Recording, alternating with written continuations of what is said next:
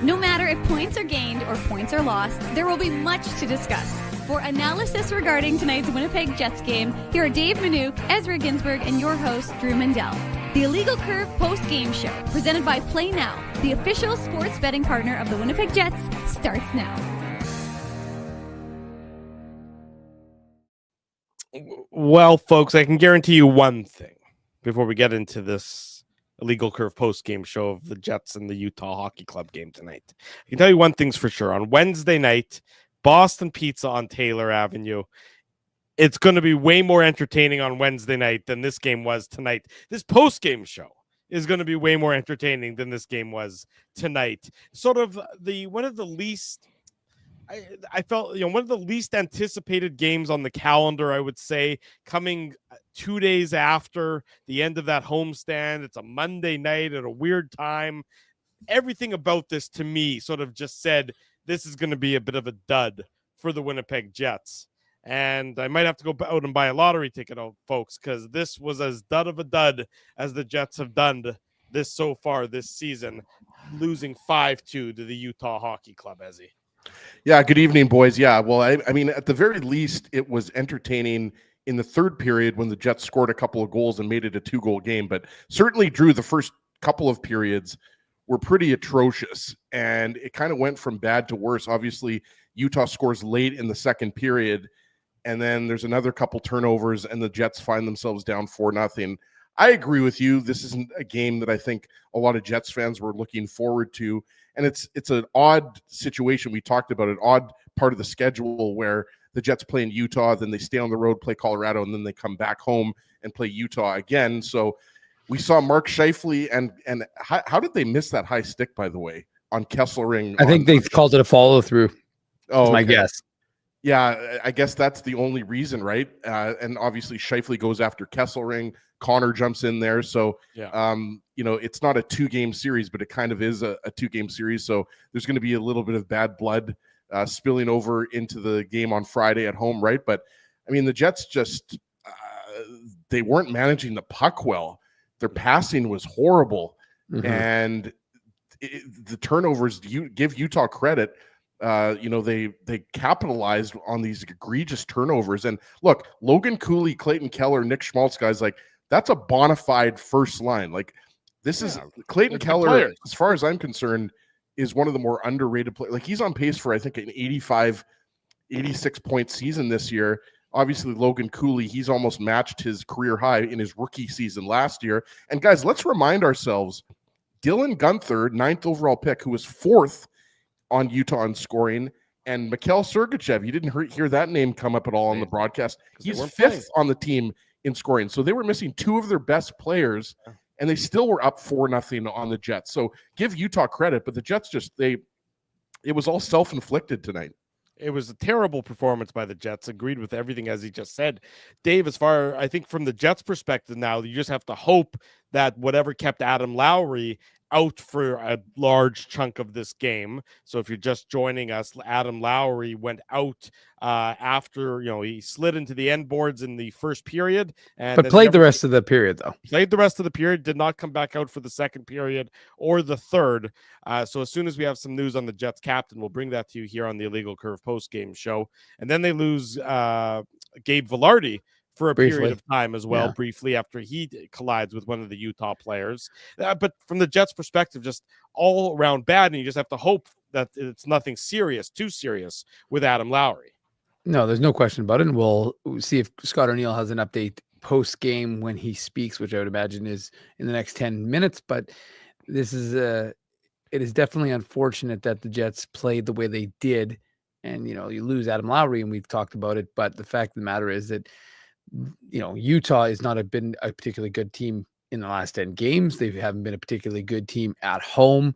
They were a team that, even though they beat St. Louis, who's another one of those middling teams in the Central, they weren't particularly happy with the way their game has looked as we. So, I mean, this was a Utah team that wasn't a juggernaut by any stretch of the imagination. And as said in his answer, they do have some nice pieces, but I mean, this is not a team that you're going to fear, and especially with the way Connor Ingram looked at net in that first period. I mean, he was shaky. The Jets just didn't get a lot of shots on him, unfortunately for them and for the fans who stayed up and watched that game. So the Jets were not able to take advantage of potentially some goaltending that looked a little suspect, at least early on. And like I said, the inattention to detail, I'm not going to say attention to detail, the inattention to detail, Drew, was evident, and the lack of the passing was bad, and there were too many mistakes, and you can't make that many mistakes in an NHL game and expect to get away with it. And we've talked about it for this Jets club enough times to say, like sure, they're the first place team still, I get that, but at the same time, you cannot make the type of errors that they made throughout the course of this hockey game and expect to win. It's probably a conversation for Saturday's show where we can delve a little bit deeper into it. But just a quick thought on the fact that the Jets don't get one power play in the course of tonight's game. Yeah, I thought about that for sure. I did think that it was curious that now that's 2 games in a row they haven't had a power play or something like that. Well, they had a power play. They had a power play against Calgary, a couple of them. Maybe it was Kadri took 2 penalties. It was Colorado they didn't have the power play against. But yeah, I definitely think it's curious that Doug said it was not a follow through on the Kesselring one that pissed off Mark Scheifele. So I don't know about if Ezzy saw it, but yeah, I mean there were a couple of things that could have been called in the first period. I thought there was 1 or 2, but I mean the refs put the whistles away, and that's, you have to play with the game. And if you can't score, look, your power play is the best power play in the NHL, but if you can't score 5-on-5. Well, that's a problem, right? And so you can't always be looking to the power play to be the answer to your problems, because if you don't get one, you can't say, well, we can't score because we don't have our power play available. And how many times, guys, this year has the power play bailed out some kind of sleepy 5-on-5 play, right? Well, look at the Seattle game last week. Exactly, right? Like sometimes the Jets, all they need is one power play, and they need a power play goal, and that changes the outcome of the game, right? So I agree with Dave, right? Like Connor Ingram was looking shaky in that first period, and he's got a sub 900 save percentage, and we know that 900 is kind of the league average. Don't quote me on the exact, but it's below average, Connor Ingram this year. And last year, if you remember, he played the majority of the games for the Coyotes. I think it was 50 games last year for the Saskatchewan product, right? And he was shaky, right? It was Kyle Connor who had that chance. Dave, you posted it on X. Like usually Connor puts that in the back of the net. But if you remember, Nick Bukestad had that 2-on-1 where Hellebuck had to make a good save. Alex Kerfoot had that one-timer. I remember that was to the left of Hellebuck, and he made a really good pad save. So Utah could have had a couple of goals in the first period, right? Mm-hmm. And, the Jets I don't know if it was, if it was a lack of execution, if it was finishing. I mean, obviously the turnovers were a huge problem in this game, and we're going to get to them in the PlayNow game recap. But, the offense certainly wasn't there tonight. And again, the Jets deserved better. Anybody who watched that Calgary game knows that they were Dustin Wolfed. So it's not like, the Jets followed up a poor performance with another poor performance or anything like that, but they're going to have to be much better. And yeah, the health of Adam Lowry is a big question mark, guys, because not only did you see the line blender come out, it was kind of hard to tell like who is with who, because at one point you had Morgan Barron playing on the top line when Velarde was out, and then Velarde came back, but then they kept Nemesnikov, Ehlers, and Barron as the second line. So not necessarily what you thought was going to be where the line blender was going to go, because you maybe thought Iafallo was going to stay on that second line with Nemesnikov and Ehlers, right? But Adam Lowry, certainly, if he's out for any significant amount of time, that's going to throw the forward lines into disarray, right?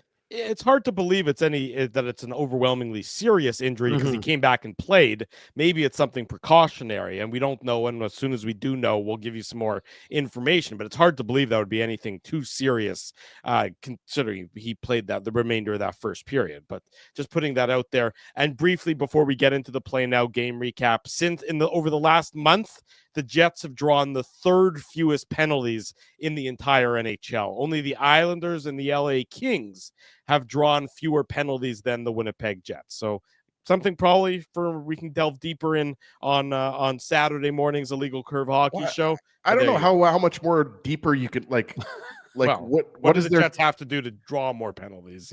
Things of that nature. Why aren't they drawing as many penalties? But again, Saturday we'll delve deeper into it. For now, we'll get into the nitty-gritty details of tonight's 5-2 defeat to the Utah Hockey Club. It's the PlayNow game recap. the PlayNow game recap. Big thanks to our friends at PlayNow. You know them as the title sponsor of the Illegal Curve post-game show, the Illegal Curve hockey show. They're all over Illegal Curve, and we appreciate them for that. Don't bet on illegal sites. Bet with PlayNow instead, Manitoba's local legal and secure gambling site. 18 plus. Enjoy responsibly. I think if you bet on the hockey club tonight, you would have made some money, as I'm confident they were probably the underdog. So, you know. I do want to say it was very funny, and I didn't want this to come across as making fun of Dan Robertson because I love Dan, but it was funny when at one point he said during the broadcast, it's scoreless between the hockey club and the Jets. And I was like, give these guys a name already. Just give them a name. It's just very awkward. I remember writing the pregame report, like the hockey club from Utah. Like, it's enough already. Call them the Yetis, call them whatever. This hockey club stuff is nonsense. It's going to be Yeti, right, Dave? I believe so. I mean, Yeah. Who knows? But that's where it seems to be going. But I just thought it was. I just laughed when I heard Dan say, scoreless between the hockey club and the Jets. I'm like, okay. Well, it was scoreless between the hockey club and the That's Jets actually not true. There was a score. It was 0-0. 0-0. Sorry, it was goalless. There's all right. It was goalless between the hockey club and the Jets after 20 minutes in tonight's contest. David Gustafsson comes oh so close for the Winnipeg Jets, and you have to wonder, if not, by an inch or two going wide, if he gets an opening goal or an early goal for the Winnipeg Jets, what does that do to the calculus of this game? But nonetheless, it was not to be for Gustafsson and the Jets. High danger chances in that first period were 3-1 in the Jets' favor, but sleepy would be probably the most apt way to describe the opening 20 minutes of tonight's contest. Not sure why Utah was only credited with one there, because I already documented that Nick Bukestad had the breakaway, the 2-on-1, and then Alex Kerfoot had the one-timer. So it's kind of bizarre to me that they were only credited with one high-danger scoring chance. But you're right. Coming up Saturday on the Illegal Curve Hockey Show, Ezzy versus Natural Stat Trick. Exactly. Yeah, I like that, Drew. But you're right to bring up the David Gustafsson burst of speed. That was incredible. Yeah. And we know that Gustafsson has wheels, right? Some people think, I should say, that because he's a fourth-line guy, he's slow or something like that. But that was a good opportunity. And, speaking of the, bottom six, I don't know if what line Morgan Barron we're going to call him on right now. Usually he's on the fourth line, but I also thought he had a strong game. He had a really good scoring chance in the third period that we can get to when we get to the third period. But yeah, that burst of speed from Gus Bus was impressive. Well, and just to jump onto Ezzy's point, I actually thought Morgan Barron had an excellent first period. He used his legs to create an opportunity where he went around the defender and cut to the front of the net. That was before the Gustafsson chance. And then on the Gustafsson chance, he picked the puck up from behind the net and wheeled around and did the wraparound, which just failed to click. But the fact of the matter is, I actually thought Morgan Barron had a pretty strong opening period for the Jets. Yeah, and then I would agree with everything you said, both of you, with regard to the Jets. Thank you, Drew, for agreeing with us. I appreciate that. Yeah, well, every now and then I feel in a good mood. I can agree with you guys.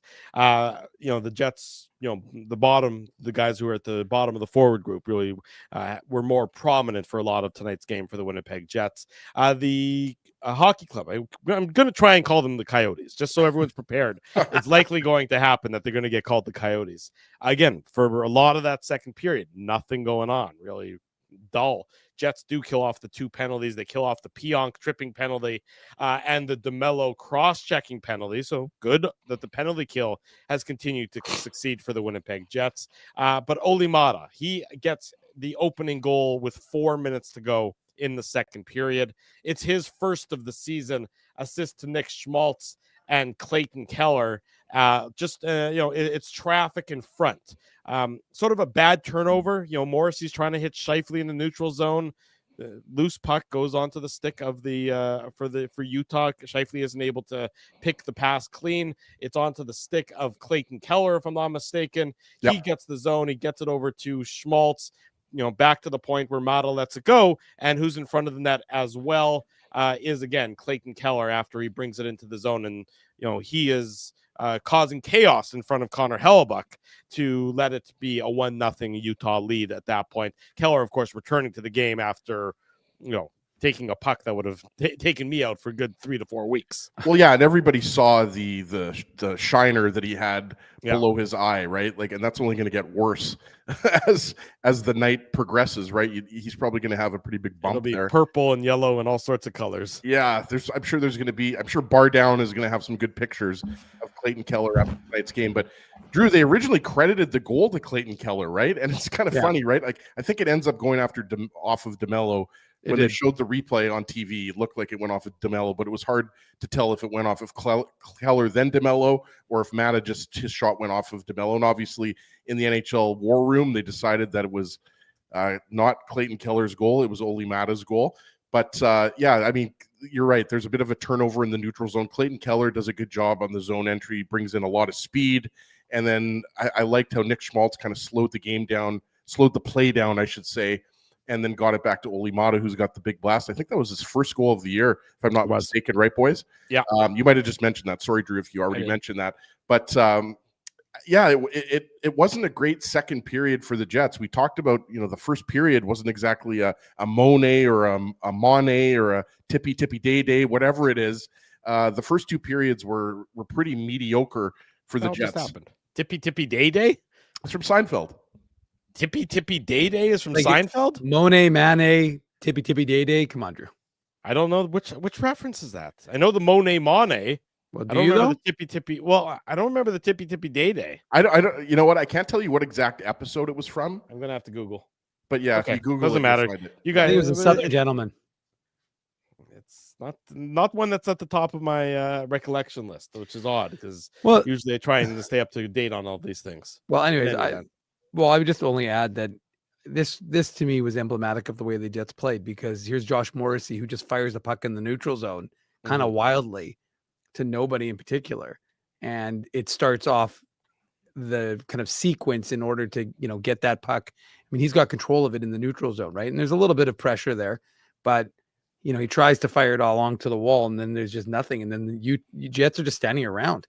And, I think they obviously, like I said, like as he just said, they originally gave it to those guys, but you kind of saw DeMello point to himself when talking to Keller. Those guys. Well, did they give two players the goal, Dave? Yeah, no, but when they gave it to Keller, but you saw DeMello kind of say gesture to himself when he was talking to Connor Hellebuck. That's why it's funny you mentioned that, Dave. That's exactly what I was thinking. Yeah. As soon as he did, as I saw that on the replay, I was like, it for sure went off of him. Yeah, and so that's just, again, the Jets were scrambling, and when you have the top pair scrambling like that, it's you're in trouble. So that was not a good way for the Jets to start, because, like you had said, as they had a little bit of momentum, and then it was killed because of that.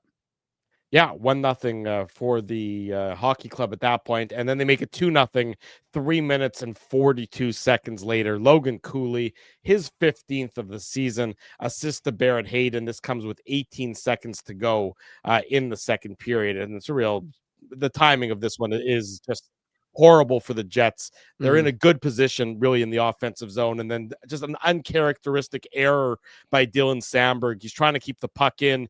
Instead, he whiffs. And then the hockey club, it's just so weird saying hockey club. It really is, though. It just doesn't flow with my linguistic style here on the post game show. It's throwing me all off, and I have to do it again on Friday. Maybe I'm going to take Friday off because I'm not feeling it on Friday because of this. In any event, just an uncharacteristic error by Dylan Samberg leads to an odd man rush, and Barrett Hayden flips it over to Logan Cooley, and Logan Cooley with a great shot. I mean, Logan Cooley is a really, really young, talented player who's going to only get better in this league. I believe this is his second third year? Second year, exactly.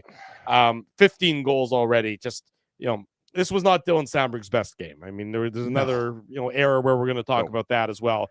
And it just sort of, again, bad to worse for the Winnipeg Jets late in the second period. Remember, Drew, when we were doing the show live, we thought that the Coyotes then were going to take Shane Wright at third overall, and they took Logan Cooley, which is turning out to be the right pick. By the way, no offense to Shane Wright and the Seattle Kraken, but Logan Cooley is well on his way to kind of like a 70 to 75 point season. But what happens here is Neil Pionk kind of blindly shoots the puck, and it rims all the way around the boards. So Dylan Samberg's kind of cheating to the Pionk side, to the right side. And so he's kind of now scrambling to get to the boards where the puck is rimmed around and to try to keep it in. And obviously that's when the Utah Hockey Club, specifically Barrett Hayton, jumps on it. And Barrett Hayton makes a nice little kind of sneaky pass to Logan Cooley. And as far as I'm concerned, this is just a masterclass on how to use a player as a decoy, right? Logan Cooley acts as if he's going to pass it over to Nick Schmaltz, who's now made it a 2-on-1, and he just rips it top corner on Hellebuck. Absolutely no chance for Hellebuck on this goal. But yeah, it's just, again, it's kind of sloppy all around by the Jets. It's just not like it's Neil Pionk's kind of just blindly putting the puck, rimming it into the corner, and then Dylan Sandberg it's just not a good attempt to keep the puck in. So, it was the story of the game tonight. Just, it seemed like every single time the Jets had an egregious turnover, Utah put it in the back of the net. Well, then let's talk about this. Sorry, I was going to move to the third, but Dave, go ahead. Well, no, I mean, I just want to add quickly. I mean, I also don't like the fact that not only did Dylan Sandberg fine, you have the whiff, which is okay. That's not the end of the world. You can recover from that, but then he doesn't recover properly from that. Doesn't take out, the man, and then as a result, they go in on the 2-on-1. I also didn't love the fact that Mark Scheifele and Gabriel Velarde were kind of gliding in the zone, right? And so Mark Scheifele, as soon as he recognizes that, he needs. It was the end of a shift for those guys, right? No, I know. Yeah, no, I know. But I'm just saying, like, a little bit more. Then what the problem is, Ezzy, and then that's what we've talked about with this. Look, the top line's been fantastic. I know that, but they do tend to sometimes take long shifts. And I think that, this is one of those areas where if you're gassed and you don't, that's kind of emblematic of the problem of if you take a long shift and you get caught like that, and your defenseman gets caught like that, you don't have any energy to get back and defend. And so unfortunately for the Jets, I mean, that's a killer. I mean, we haven't seen that a lot this year where the Jets have given up those goals in the last minute. In fact, we've seen the Jets scoring that goal in the last minute of hockey games. They haven't been giving it up against teams to any significant degree that I can recollect this season. I'm not saying it hasn't happened, but I'm saying it hasn't happened a lot. So I just think like that's one where when it's clear that your game isn't at its optimum and you're down Adam Lowry already, and you've already lost Gabriel Velarde for a little bit, to at least go into the third period down 1-0 is so much more significant than if you're down 2-0, because 2-0, the way they had been playing, did look insurmountable. Yeah, exactly right. 2-0 after 40 minutes. The Utah Hockey Club in a position of strength. And then the struggles continue for the Winnipeg Jets at the 4:53 mark of the third period. Barrett Hayton, his 9th of the year, assist to Josh Doan and Kevin Stenlund. And all of a sudden, any sort of fight back from the Jets is just a bad turnover where the Jets are generally in a decent enough position here. It's a bad pass from Neil Pionk over to Josh Morrissey. Ricochets off of the boards. Pionk's in a decent position here, and then just Doan chips it over to Barrett Hayton. It's just, these things can't happen. Jack Doan just beats Neil Pionk to a loose puck, and then Barrett Hayton. What's that? Who's Jack Doan? Josh's brother. Sorry. Josh Doan. I apologize. It's late. I know, Drew. I saw you trying to conceal a yawn. I was gonna let that one slip, but Manuk wasn't gonna let it slip. No, God forbid, Dave. No, please, Drew. You burnt me a couple games ago. So I've been waiting to get you. You're waiting and wait. Anyways, Josh Doan, my apologies, chips it over, and this is just poor play by the Winnipeg Jets. You lose puck battles. They lost races to loose pucks. They didn't win loose pucks. They didn't win puck battles. Bad night. This is, you see it again on this goal. Just look at these Utah goals. Every one of them is almost begins with a Winnipeg Jets turnover. Well, that one is all Neil Pionk. I mean, sorry, look, people we point out when guys make mistakes. That's kind of the purpose. We're not here to highlight some guys' mistakes but ignore others. Neil Pionk makes a number of egregious errors on this play. First of all, it's a terrible pass, which we saw throughout the course of this hockey game from the Winnipeg Jets. It's right behind Josh Morrissey. So you handcuff Josh Morrissey, you put him in a bad spot. And I'm not saying, like, the truth is Neil Pionk had time. He didn't have a ton of time, but he had more time than he could have delivered this properly. And then he has positioning. And yet, again, he doesn't do what he needs to do. and they get the puck over. Jack Doan gets it over to Barrett Hayden, and he goes up and over. And at that point, 3-0. I'm getting the tweet ready to say, just join us on the Illegal Curve post game show now, because this one's over. Yeah, exactly right. Go ahead, Ezzy. One thing I want to point out here, Dave already mentioned, it's a horrible pass at the Utah blue line by he's being pressured by Stenlund, Pionk that is. So it's a bad pass that goes into Morrissey's skates. And then obviously the Utah Hockey Club, you're right. It is just, you want to say, let's say Yeti. You want to say the Yeti, but you want to say the Utah. That's why what makes it so awkward, Drew, is because you can't say the Utah, but then you can't say the hockey club. I'm telling you. It's horrible. They need to. I can't imagine. I bet you broadcasters have hated their games, calling their games this year. Like the Let's get Dan Robertson on right now. I'm going to text him. I bet you Dan would say that it throws off his entire cadence and that it makes his job a little bit more difficult by them not having an actual name. What I don't like here is that, like, the Pionk pass to Morrissey is one thing, but Pionk actually gets himself, because Pionk's a good skater, he gets himself actually in front of Josh Doan. But what I don't like here is he kind of tries to do this like fancy kind of like soft. It's just a soft, like he's trying to like not get his stick lifted, when really, Drew, if you think about it, if Pionk just bodies Josh Doan, look who's having the problems now. If he just bodies Josh Doan and kind of takes him out into the boards, just tie up the stick. Exactly. Nothing bad happens. Then he can't get it over to Barrett Hayton. But what ends up happening is Pionk doesn't really do anything. He kind of just tries to like shield the puck and try to get body positioning. And Josh Doan makes a really nice pass. And then obviously Connor Hellebuyck can see this developing because he's a supercomputer, and he can see that Barrett Hayton's coming in there. So I have no issue with Hellebuyck going for the poke check. I saw some people were saying that in the chat, we're saying that, he shouldn't have poke checked him, but that's not. It's a really skilled play by Barrett Hayton, right? Yeah. Exactly. It's just it's a couple of poor plays by Pionk, and I think Pionk's had a great year. So again, to Dave's point, we're not saying Pionk is a bad defenseman. We're just saying on this particular play, he made a couple of errors, and it resulted in the Utah scoring and putting it in the back of the Jets' net. And again, the Jets are already down 2-0 at this point, and you continue to make these types of mistakes. That's right. That's what I think is concerning. I'm not saying that the Jets are going to go on a 7-game losing streak here or anything like that. I'm just saying this was an atypical Jets performance tonight. And the Jets head coach Scott Arniel is very upset. Oh yeah. We'll play the audio after the break, so don't go play anywhere. It. Yeah. Impressive. I think we can play it. I'm pretty sure we can. Who's sending it to us, Mike? Well, no, I'll just do it through the second screen. It's all over Twitter, so I can second screen it. We'll do that after the break here on the Illegal Curve post game show. So stay with us for that. Utah makes it 4-0. Again, I mean, you talk about a night that's you don't want to remember, and you don't want to, and everything that can go bad. Dylan Sandberg looks like he's wearing his skate guards on the ice in this sequence, and I don't want Dylan Sandberg. We know how good he's been for the Jets, and it's just, I mean, he's going to hate watching this video. I don't know if he loses an edge or the puck bounces on him or what happens, but he just looks like he's floundering out there, fish out of water. And as a result, it's an odd man rush for the hockey club.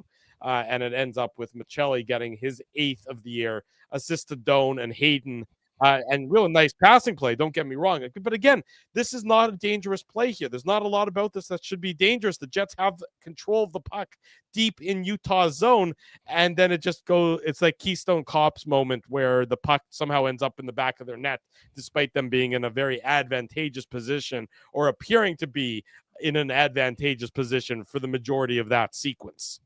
This is just very un-Dylan Sandberg-like, guys, right? Like he's such a solid defenseman, and he loses an edge, and it's completely on. Barrett Hayton's got good wheels, and what I don't like is that Rasmus Kupari has to come back quicker than that. You see him kind of come back into the play, but he's just too late, right? And Michelli has the empty net, right? So that's what I didn't like. In addition to the Sandberg turnover, I thought the Jets just got caught a little bit deep.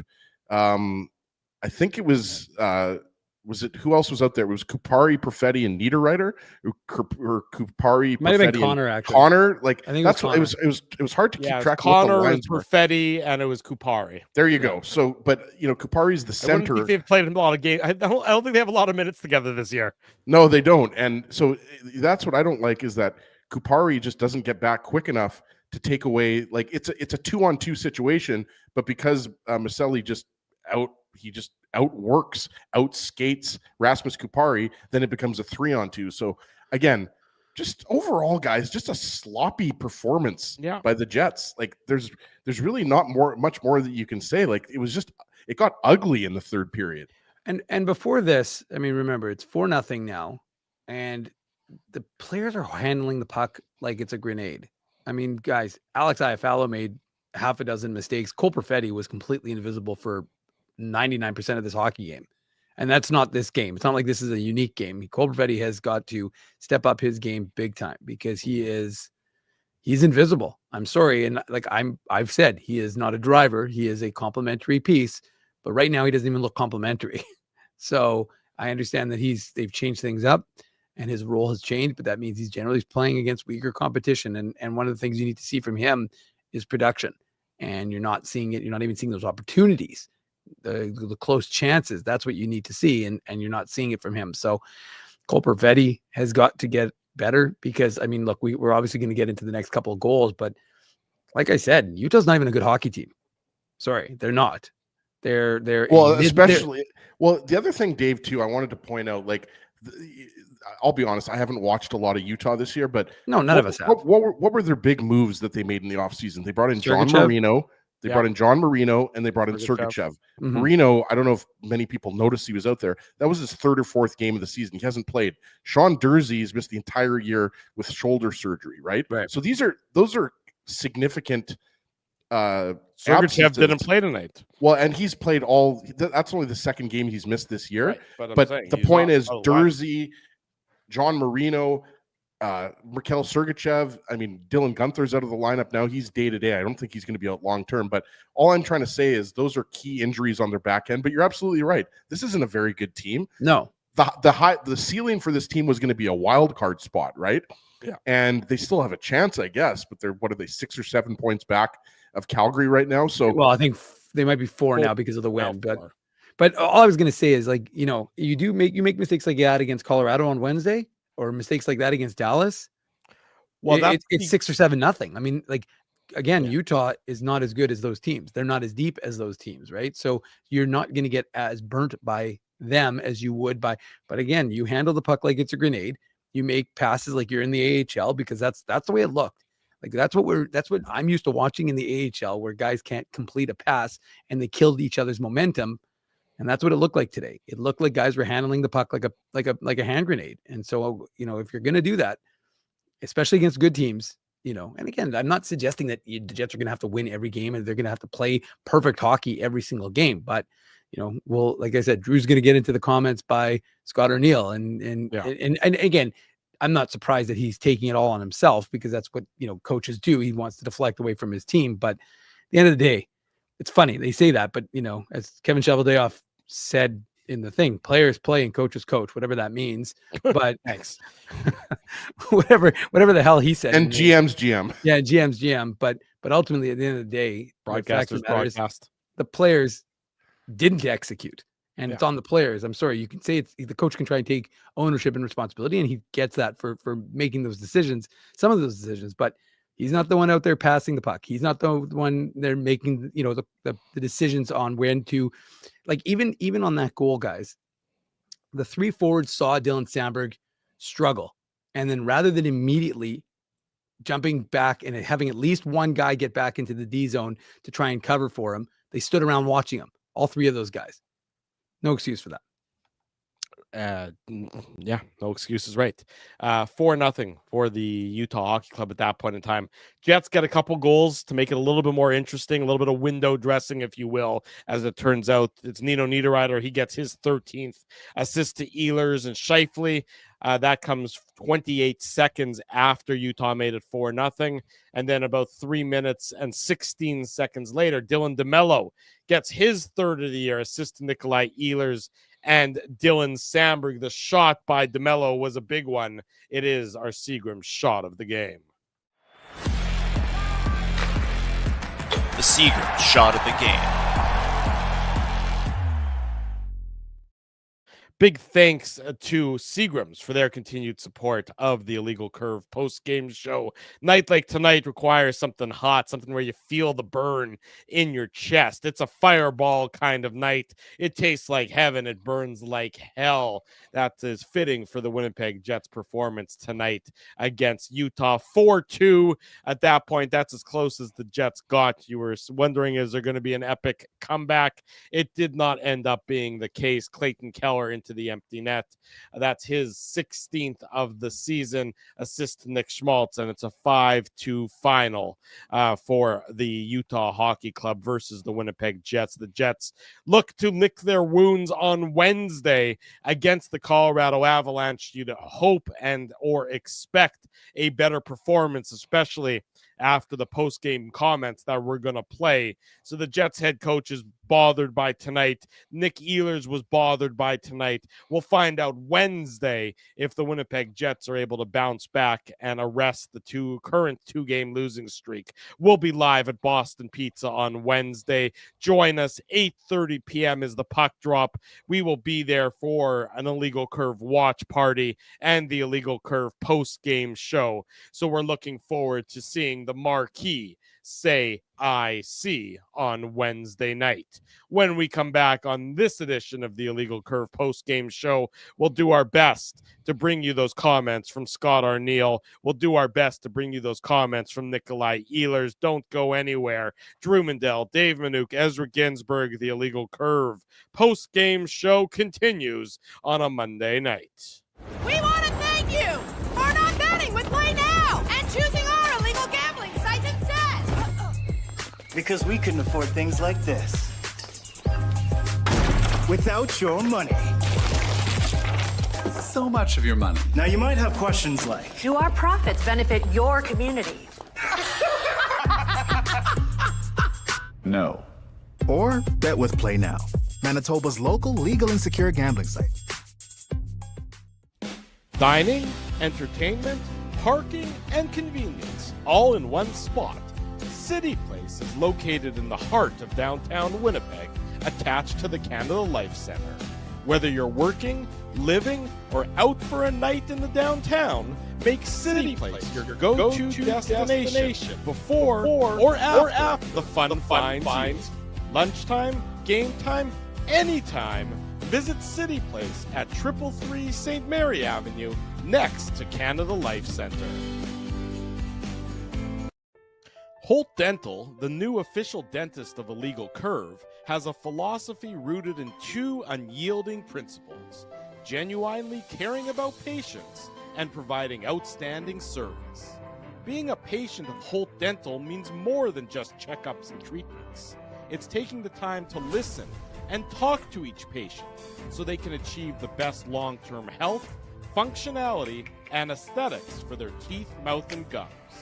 Conveniently located at Grant Park Festival on Taylor Avenue, Holt Dental is dentistry of the highest quality in a comfortable and relaxed environment. For more information, visit holtdental.ca. Oh, and there's plenty of free parking at the front door, too. Celebrating its 40th year as Winnipeg's home for stand-up comedy, Rumors Restaurant and Comedy Club has recently been named Canada's top comedy club and a top 5 comedy club in North America. From birthday parties to date nights to fundraisers and everything in between, Rumors is your destination for the best and most affordable live entertainment Winnipeg has to offer. For more information on upcoming shows, Rumors' incredible promotions, and to purchase tickets, visit rumorscomedyclub.com. This January at Boston Pizza, every day is Pasta Tuesday. That means BP's famous pastas start at just $11.99 every single day. Create your own or go gourmet for just a few bucks more. Come on in for Pasta Tuesday pricing any day. Only this January at Boston Pizza.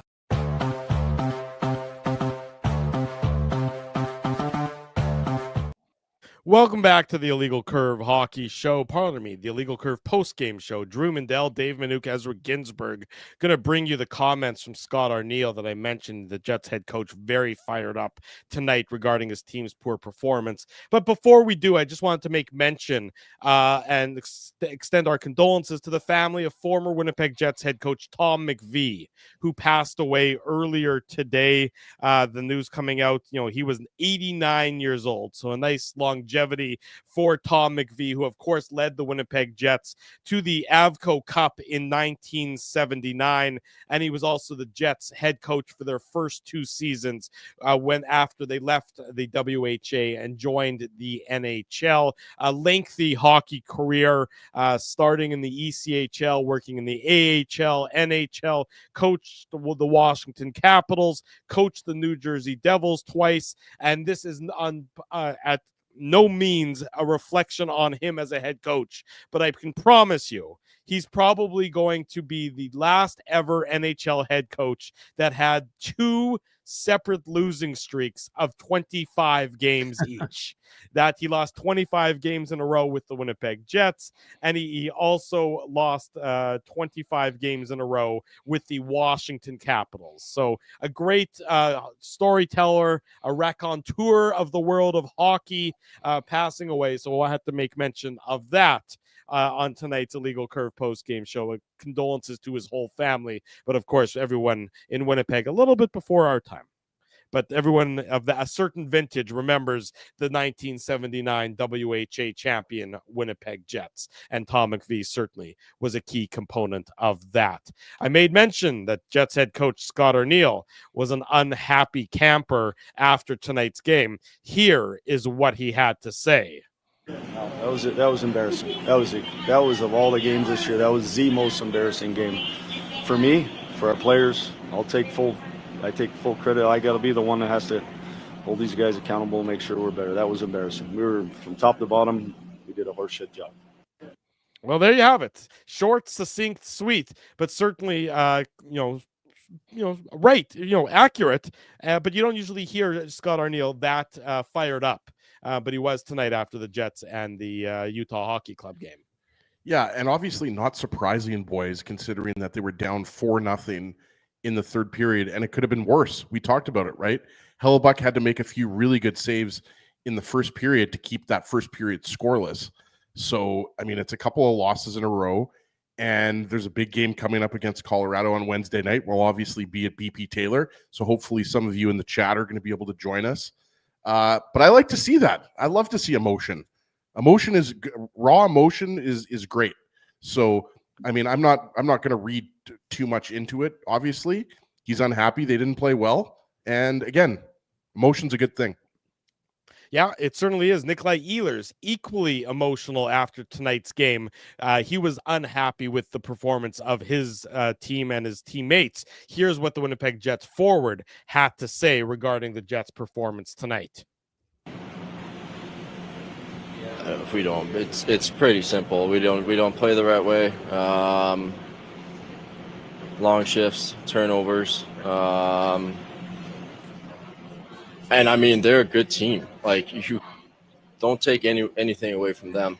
They're a really good team, and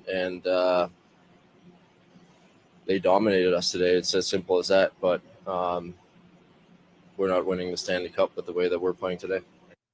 We're not winning the Stanley Cup with the way that they're playing today. He's absolutely right. They don't try and sugarcoat it. They don't look for excuses. Nikolai, what's really going to be interesting to me is to see the response on Wednesday, Dave. Yeah.